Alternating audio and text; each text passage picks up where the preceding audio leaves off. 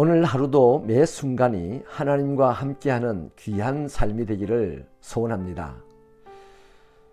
모 기업의 오래된 광고 하나가 생각이 납니다. 순간의 선택이 평생을 좌우한다는 것이죠. 열왕기상 12장 1절로 20절은 르호보암 왕의 한 번의 선택이 엄청난 파국을 몰고 온 사건을 기록하고 있습니다. 통일 왕국의 분열이죠. 르호보암 왕은 이 사건으로 말미암아서 국토의 대부분과 국민의 대부분을 잃게 되었습니다. 제가 15절을 읽어 드리겠습니다. 왕이 이같이 백성의 말을 듣지 아니하였으니 이 일은 여호와께로 말미암아 난 것이라. 여호와께서 전에 실로 사람 아히야로 느바스의 아들 여로보암에게 하신 말씀을 이루게 하심이더라. 아멘. 솔로몬은 죽었고 그 아들 르호보암이 왕이 되었습니다. 그런데 이스라엘 10지파가 왕의 추대식이란 이름으로 르호보암을 세겜으로 불러냅니다. 왕의 추대식은 새 왕에 대한 충성 맹세식이라고도 하죠. 사울 왕 때부터 있어 왔던 일입니다. 그런데 르호보암 왕의 추대식은 이전의 왕들의 추대식과 그 결을 달리하고 있습니다. 솔로몬 때에는 예루살렘에서 추대식을 하였습니다. 그런데 르호보암은 세겜에서 하는 거죠. 이것은 북이스라엘 10지파의 어떤 의도가 숨겨져 있다는 것을 느끼게 합니다. 특히 여로보암을 그 자리에 부르는 것으로 봐서 충분히 그렇게 짐작이 됩니다. 세겜은 옛날부터 이스라엘의 정치 종교의 중심지였습니다. 그리고 이곳은 에브라임 지파에 속한 영토죠. 특별히 여로보암이 에브라임 지파 사람입니다. 그러니까 이때 북쪽 10지파는 이미 자기들의 뜻이 관철되지 않는다면 반역을 하기로 의견을 모은 상태라고 하겠습니다.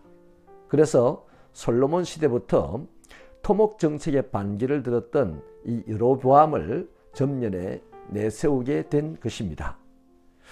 북이스라엘의 무리들은 르호보암이 대관식을 위해 세겜에 왔을 때에 제안할 조건들을 이미 준비해 두었습니다. 그 조건의 내용은 아버지 솔로몬처럼 자신들에게 무거운 멍에를 지우지 말라는 것이죠.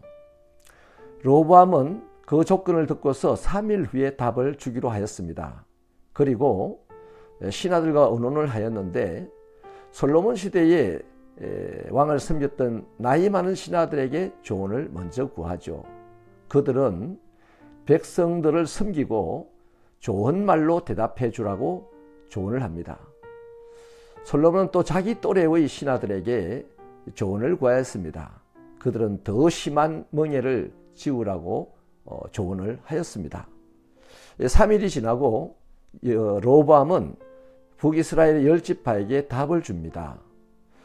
젊은 신하들의 자문을 따라서 포악한 말로 너희 멍에를 더욱 무겁게 할 것이라고 답을 주었죠. 결국 이스라엘 10지파는 르호보암과 갈라서게 됩니다. 르호보암이 보낸 역군 감독관이었던 아도니람을 돌로 쳐 죽이기까지 합니다.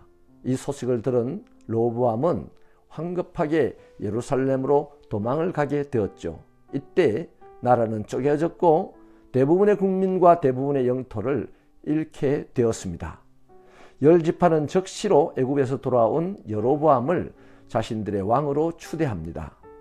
세겜은 르호보암의 즉위식을 위하여 뜬 곳이 아니라 나라의 분열과 또 여로보암을 왕으로 추대하기 위한 장소였습니다.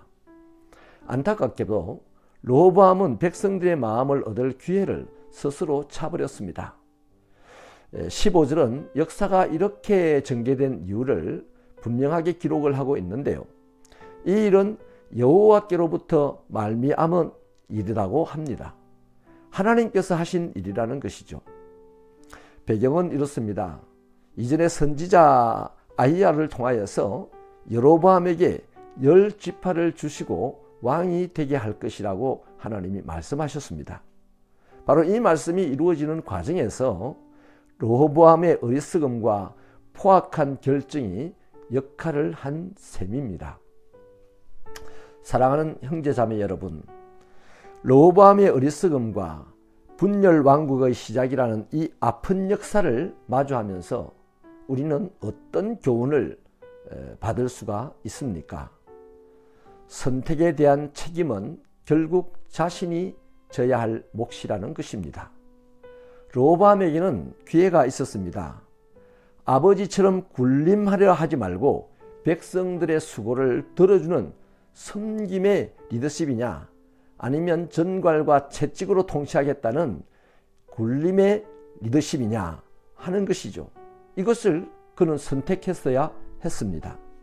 아마 르호보암은 아버지 솔로몬으로부터 섬김의 리더십을 본 적이 없었을 것입니다.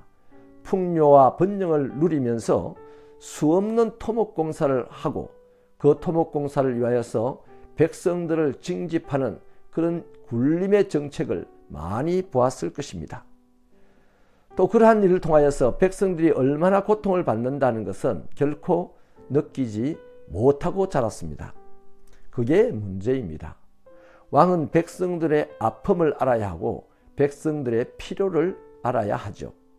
그런데 르호보암 왕은 그렇지를 못하였습니다.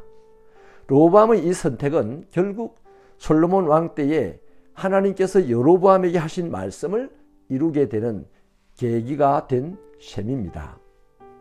이스라엘 나라가 분열이 되고 힘을 잃게 된 책임이 어디에 있다고 생각이 됩니까? 르호보암의 잘못된 선택에 있습니다. 그 선택이 앞으로 자신과 백성들을 얼마나 어렵게 만들지 충분히 짐작이 됩니다. 르호보암이 이렇게 선택한 그 배후에는 욕심이라는 무서운 세력이 그 마음에 자리 잡고 있었기 때문입니다. 욕심의 속성은 우리로 하여금 항상 그런 선택을 하게 하거든요. 어쨌거나 섬기는 통치자가 될 것인가, 힘으로 군림하는 통치자가 될 것인가, 자신이 선택을 해야 되겠고 그 선택의 결과 또한 자신이 감당해야 될 책임이 분명합니다. 그리고 덧붙여서 그 책임을 질 때에 그 주변에 있던 모든 사람들도 함께 고통을 감내해야 합니다. 여러분, 우리는 항상 선택의 기로에 있습니다. 하나님의 말씀과 함께 지혜로 선한 선택을 하시는 여러분이 되시기를 축원합니다. 하나님, 매 순간 모든 일에 선택을 해야만 하는 우리들의 입장에서 욕심으로 선택하지 말게 하시고 하나님의 말씀으로 선택하게 하셔서 언제나 바른 선택을 하여 힘들어도 하나님께 영광을 돌리고 세상을 아름답게 만드는 데 쓰임받아 마침내 이기고 다스리는 자가 되게 하여 주시옵소서. 예수님 이름으로 기도하옵나이다. 아멘.